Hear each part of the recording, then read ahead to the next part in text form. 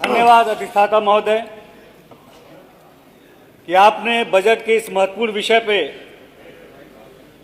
अपना पक्ष रखने का मुझे अवसर दिया।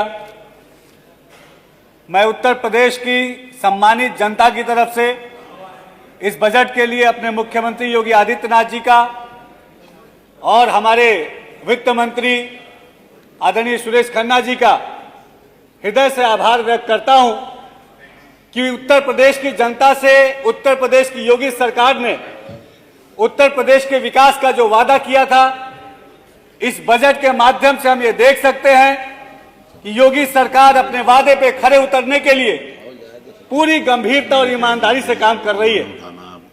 आज इस बजट के माध्यम से हम देख सकते हैं कि हमारे प्रदेश का किसान हो, हमारे प्रदेश का नौजवान हो, हमारे प्रदेश का पिछड़ा समाज हो, दलित समाज हो, मुस्लिम पासमानदा समाज हो, सबके विकास की एक नीति इस बजट में दिखी है।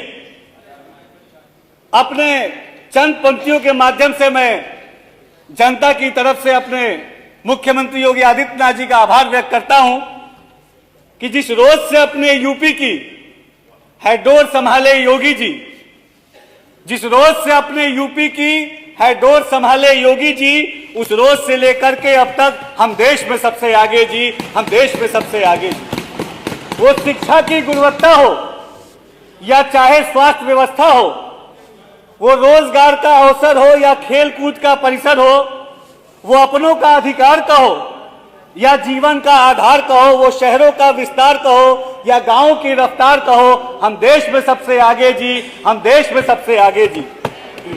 उद्योग कहो, व्यापार कहो, पूंजी निवेश बाजार कहो, समृद्धि का औजार कहो, कृषि का ये भंडार कहो, वो बिटिया का कल्याण कहो या माओं का सम्मान कहो, वृद्धा पेंशन अभियान कहो या निर्धन को अनुदान कहो, हम देश में सबसे आगे जी, हम देश में सबसे आगे जी। और फिर अंत में हमारी जनता यही कहती है कि जिस रोज से अपने यूपी की हेडडोर संभाले योगी जी, उस रोज से लेकर अब तक हम देश में सबसे आगे जी, हम देश में सबसे आगे। महोदय, मैं बागी बलिया की क्रांतिकारी भूमि से आता हूं और बागी बलिया की इस ऐतिहासिक और क्रांतिकारी भूमि के माध्यम से मैं अपने मुख्यमंत्री योगी आदित्यनाथ जी का और वित्त मंत्री सुरेश खन्ना जी का आभार व्यक्त करता हूं कि इस बजट में उन्होंने बलिया के मेडिकल कॉलेज के लिए 27 करोड़ का प्रावधान करके बलिया के लोगों को एक बहुत बड़ी सौगात देने का काम किया है। और आज इस सदन के माध्यम से मैं एक और मांग, हमारे वित्त मंत्री जी, संसदीय कार्य मंत्री जी हैं, इनके माध्यम से अपने मुख्यमंत्री जी से निवेदन करता हूं कि जो मेडिकल कॉलेज की सौगात बलिया को इन्होंने दी है, उस मेडिकल कॉलेज का नाम शहीद मंगल पांडे जी के नाम पे अगर समर्पित किया जाएगा तो हमारे बलिया का मान सम्मान और आगे बढ़ने का काम होगा। महोदय, मैं अल्पसंख्यक कल्याण मंत्रालय की एक महत्वपूर्ण जिम्मेदारी योगी जी ने इस नौजवान कंधों पे दी है। मैं इस सदन के माध्यम से उन्हें धन्यवाद ज्ञापित करता हूं कि अल्पसंख्यक समाज के विकास की बात जब जब आई है, अल्पसंख्यक समाज के उद्धार की बात जब जब आई है, अल्पसंख्यक समाज के कल्याण की बात जब जब आई है, सबसे आगे पंक्ति में अगर कोई दिखा है तो मुख्यमंत्री योगी आदित्यनाथ जी दिखे। हमने कोई पेपर में वादे नहीं किए, हमने कोई झूठे शगुफे नहीं छोड़े, हमने अल्पसंख्यक समाज को वोट बैंक के चश्मे से नहीं देखा, हमने अल्पसंख्यक समाज को शिक्षा में, स्वास्थ्य में, रोजगार में, उद्योग में सबसे आगे बढ़ाने का काम किया। बात अगर आयुष्मान कार्ड की आती है, बात अगर प्रधानमंत्री आवास की आती है, बात अगर किसी भी क्षेत्र में समाज को योजनाओं की देने की बात आती है, तो सबसे ज्यादा स्नेह अगर उत्तर प्रदेश की योगी सरकार का मिला है तो हमारे अल्पसंख्यक समाज को मिला। महोदय, मदरसा शिक्षा की बात हमारे विपक्षी दल के नेता बार बार करते हैं, लेकिन इन्हीं विपक्षी दलों की जब सत्ता थी 2012 से लेके 2017 तक, तब अल्पसंख्यक समाज की शिक्षा की बात इन्हें याद नहीं आई। इन्हें याद नहीं आई हमारे मदरसों की, इन्हें याद नहीं आई हमारे मुस्लिम समाज के नौजवानों की, इन्हें याद नहीं आई हमारे अल्पसंख्यक बहुल क्षेत्रों की।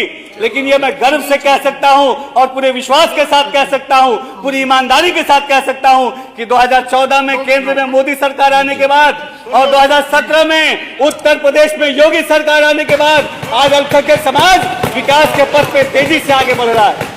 मदरसा शिक्षा के रिफॉर्मेशन का काम ये किसने किया? ये हमारी योगी सरकार ने किया। अल्पसंख्यक समाज के नौजवानों के हाथ में कंप्यूटर और लैपटॉप देने का काम ये किसने किया? ये हमारी योगी सरकार ने किया। मुस्लिम समाज के मदरसों में आधुनिक शिक्षा को जोड़ने का काम ये किसने किया? ये हमारी योगी सरकार ने किया।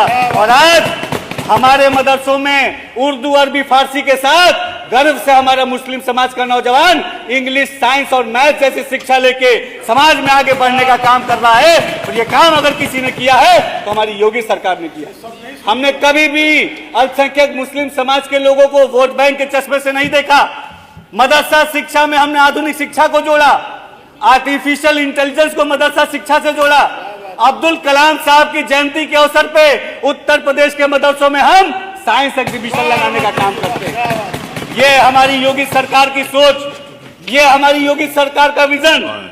और हमारे मदरसों में हमने अच्छी शिक्षा के साथ साथ रोजगार परक शिक्षा भी जाए, इसके लिए ITI को मजबूत किया है। मदरसों में हमने रोजगार मेले लगाए हैं। अल्पसंख्यक समाज के नौजवानों को रोजगार और शिक्षा से जोड़ के आज देश और दुनिया में आगे बढ़ाने का अगर किसी ने काम किया है तो हमारी योगी सरकार ने किया है।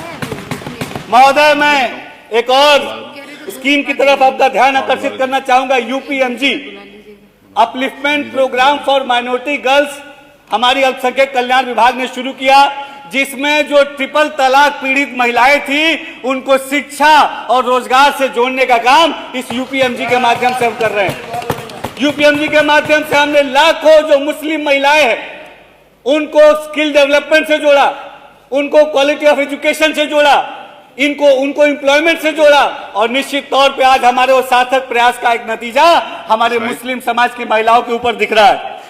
महोदय, जो वक्फ अमेंडमेंट एक्ट आया केंद्र सरकार ने, उस वक्फ अमेंडमेंट एक्ट का भी मैं धन्यवाद ज्ञापित करता हूं, क्योंकि वक्फ के माध्यम से मुस्लिम समाज का, पिछड़े पासमानदा मुसलमानों का उद्धार हो, ये हमारी सरकार की जो सोच थी, इस वक्फ अमेंडमेंट एक्ट के माध्यम से उस सोच को हमने धरातल पर उतारने का काम किया। हमने कहा कि वक्फ के माध्यम से गरीब, पिछड़े पासमानदा मुसलमानों का उद्धार होना चाहिए। हमने कहा कि वक्फ की संपत्तियों पे हॉस्पिटल खुलने चाहिए। हमने कहा कि वक्फ संपत्तियों पे अच्छे स्कूल खुलने चाहिए जहां गरीब, पिछड़े पासमानदा मुस्लिम समाज के नौजवानों को निःशुल्क शिक्षा मिले और निःशुल्क स्वास्थ्य मिले। ये हमारी सोच वक्फ अमेंडमेंट एक्ट के माध्यम से और मजबूत होने का काम कर रही है।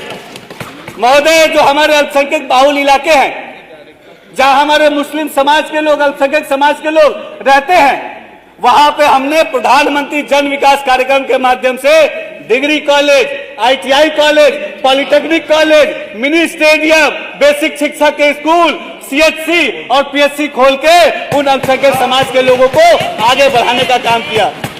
इसका एक साक्षात आंकड़ा भी है।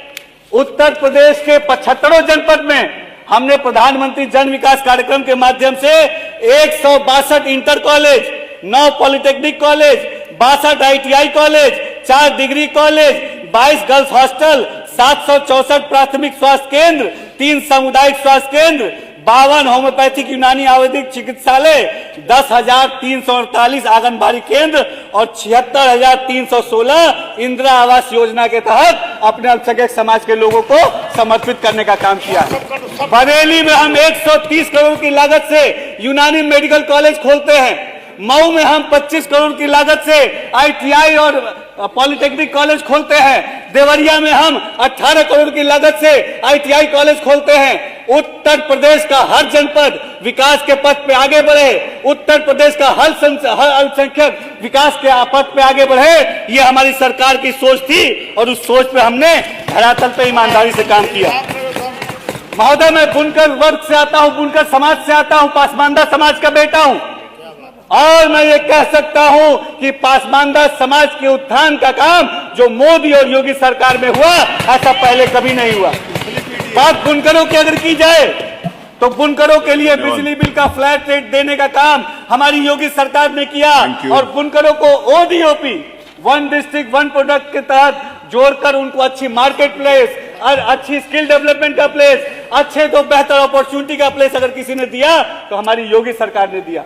आज बुनकरों के लिए हम इंडस्ट्रियल क्लस्टर की डेवलपमेंट की हमने बात की और मुझे बताते हुए इस सदन में बहुत खुशी हो रही है कि मैं अभी केंद्रीय मंत्री जीतन राम मांझी से मिलने गया था और आदरणीय केंद्रीय मंत्री जी ने पूर्वांचल के क्षेत्र में बुनकरों के डेवलपमेंट के लिए एक बुनकर इंडस्ट्रियल क्लस्टर डेवलपमेंट की बात की है, जिसकी लागत लगभग 1200 करोड़ है, जिससे मऊ है, गाजीपुर है, आजमगढ़ है, गोरखपुर है, अंबेडकर नगर है, टांडा है, इन तमाम पूर्वांचल वासियों के बुनकर भाइयों को सुविधा मिलेगी। मैं फिर से इस ऐतिहासिक बजट के लिए बहुत धन्यवाद ज्ञापित करता हूँ। जय हिंद, जय भारत।